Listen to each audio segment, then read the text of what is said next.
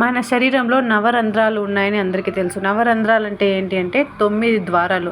అంటే 2 చెవుల్లో నుంచి బయటికి వెళ్ళే గాలి, మరి 2 ముక్కులు నోటి ద్వారా బయటికి వెళ్ళడం, ఇది కాకుండా మలమూత్రాలు వెళ్ళే దారులనమాట. సో ఇట్లా మొత్తం 9 రంధ్రాలు ఉన్నాయి. సో మనం ఒక మనిషి చనిపోయినప్పుడు మనలోని ప్రాణం వచ్చి బయటికి వెళ్ళేది ఈ నవరంధ్రాల్లోని అని చెప్తున్నారు.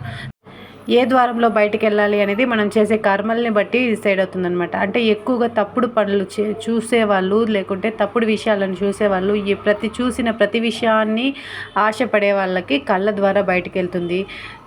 చెడు వినే వాళ్ళకి, ఎక్కువగా చెడు విషయాలను వింటూ ఉండే వాళ్ళకి చెవుల ద్వారా బయటకు వెళ్తుంది.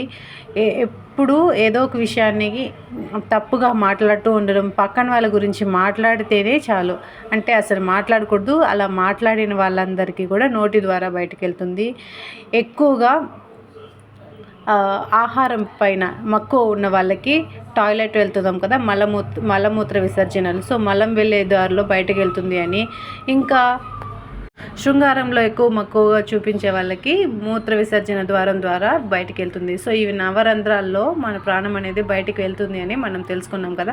సో ఇలా కాకుండా ఇలా ఏ దారిన వెళ్ళినా కానీ మళ్ళీ మనకి ఇంకొక జన్మ ఖచ్చితంగా ఉంటుంది. ఇలా ఏ ద్వారంలో కాకుండా 10వ రంధ్రం అంటే ఇంకొకటి ఉంటుంది, దాని సహస్రాణం ద్వారా బయటికి వెళ్తే మాత్రమే మరో జన్మ లేకుండా ఉంటుంది.